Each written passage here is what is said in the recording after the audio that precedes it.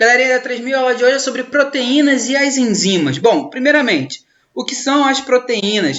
Bom, proteínas são polímeros de aminoácidos. Cara, você não lembra o que é um aminoácido? Aminoácido é justamente essa molécula aqui, ó. Onde de um lado eu vou ter o grupo amina, do outro lado eu terei o grupo carboxílico, ok? Esse Rzinho aqui representa o radical. Nessa partezinha, os aminoácidos podem diferenciar-se uns dos outros, mas polímero. Polímero significa a união de várias estruturas iguais, ou seja, a união de monômeros. Aqui atrás de mim eu tenho essa parede. Um tijolo desse é um monômero. A parede inteira é um polímero de tijolo. Tudo bem? Como que eu vou unir um aminoácido no outro? A hidroxila de um aminoácido reage com o hidrogênio do grupo amina do outro. Saem da molécula nessa reação química aqui formando água e a molécula unida fica assim, ó, com um grupo amina de um lado, na outra ponta um grupo carboxílico, ok? Essa ligaçãozinha aqui, ó, eu vou chamar de ligação peptídica. Na natureza, a gente já encontra 20 tipos de aminoácidos. Lembra daquele Rzinho lá que vai diferenciar uns dos outros? Então, a gente tem 20, sendo que eu vou classificá-los em aminoácidos essenciais e não essenciais ou naturais. Os essenciais são aqueles que você não produz. Então, é essencial que você coma, ingira na sua dieta, ok? Já os não essenciais, o seu próprio corpo vai produzir. Preciso decorar quem é quem? Não, eu só preciso saber que existem os essenciais e porque eu classifico em essencial e os naturais.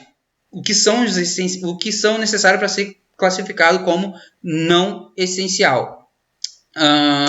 Vamos nessa.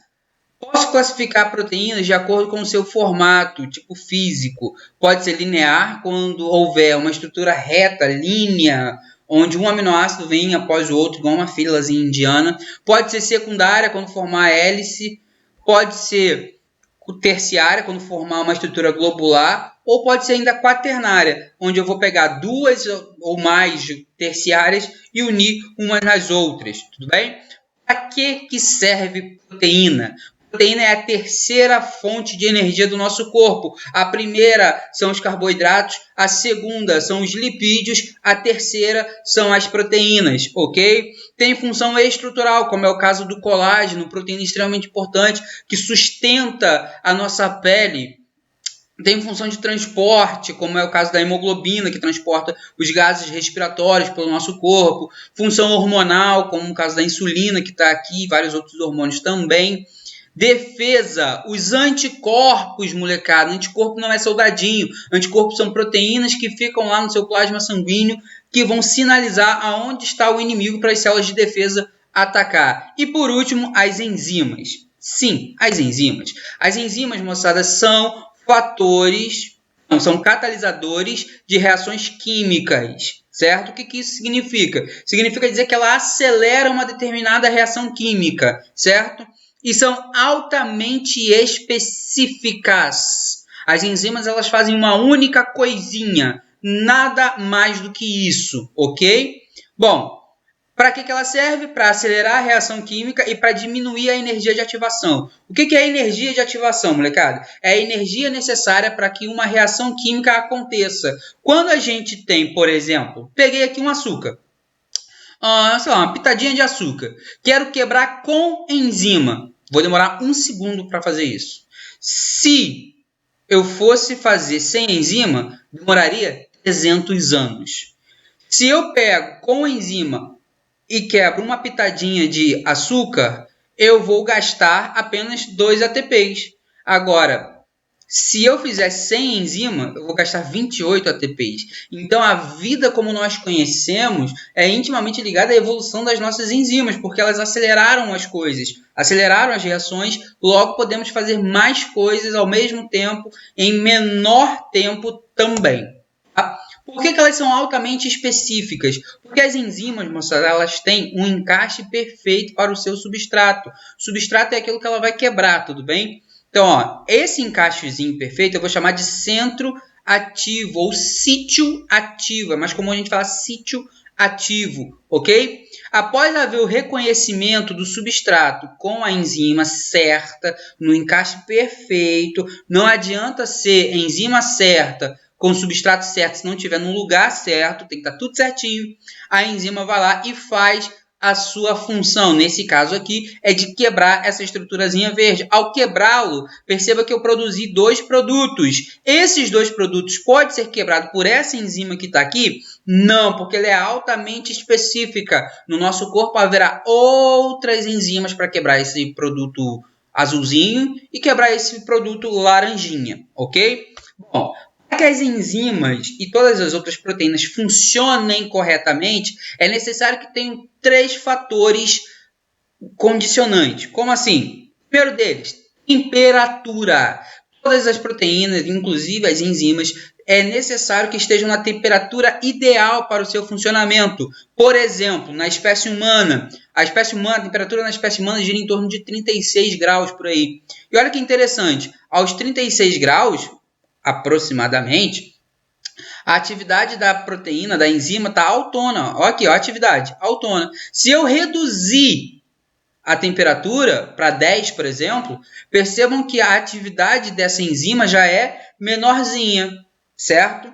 Ao tirar essas proteínas das suas temperaturas ideais, pode ser que ela desnature, ou seja, desnaturar significa perder o formato. E ao perder um formato, moçada, ela já não mais faz efeito. Lembrem-se, para uma proteína, para uma enzima especificamente, o seu formato para haver encaixe perfeito é tudo. Se não tiver esse encaixe perfeito, não tem como fazer a reação. Tranquilo até aí? Por exemplo, por que o alimento ele é conservado na geladeira super bem? Demora tanto tempo para estragar lá dentro da geladeira? Porque a temperatura lá é mais baixa, logo as proteínas das bactérias, que são os principais organismos aí que estragam os nossos alimentos, também vai sofrer essa redução na atividade enzimática. Tranquilinho até aí? Outra característica, pH. Acidez ou alcalinidade. Bom, pH ele vai de 0 a 14. Aqui eu só botei uma fita de 0 a 9 para dar o exemplo. E se liguem, eu tenho enzimas que vão atuar perfeitamente em um pH 2. Assim como eu tenho enzimas que atuam otimamente em um pH 8,5. E entretanto, moçada, se eu pegar essa proteína de 8,5, no caso que é a tripsina, jogar lá no pH 2, ela vai funcionar? Não, porque não está no pH dela. Se eu fizer o inverso, se eu pegar a pepsina, que trabalha super bem no pH 2, jogar lá no pH 8, vai funcionar? Não. Aqui, moçada, a gente tem 2 proteínas do nosso tubo digestivo, né? A pepsina atua super bem lá no nosso estômago, onde o pH é 2, e a tripsina atua lá no nosso duodeno, lá no nosso intestino, para poder terminar a sua digestão de proteínas. Tranquilinho até aí? Todo mundo entendeu esse lance, moçada? Tem que estar na temperatura ideal, no pH ideal. Isso é muito importante, cai em prova direto. E por último, o substrato. O substrato, moçada, é o seguinte. Perceba que o substrato, conforme a gente vai adicionando o substrato, a velocidade da reação vai aumentando. Ó, vai aumentando, vai aumentando. Só que chega em um determinado ponto, no caso esse pontinho aqui, ó, que por mais que eu coloque mais substrato, não aumenta a velocidade mantém-se sempre estável. Eu vou dizer nesse ponto que saturou, chegou no seu máximo, na sua capacidade máxima de trabalho. Então, a partir daqui, a partir desse momento, por mais que eu coloque mais substrato, eu não acelero a minha reação química, ela vai ficar sempre estável, sempre nessa atividadezinha aí. Bom, molecada, espero que vocês tenham curtido a aula de hoje. Cara, façam lá as atividades, as tarefas online. Eu estou avaliando vocês. Caso não tenham dúvidas, mandem e-mails para mim. E ó, beijão, até a próxima.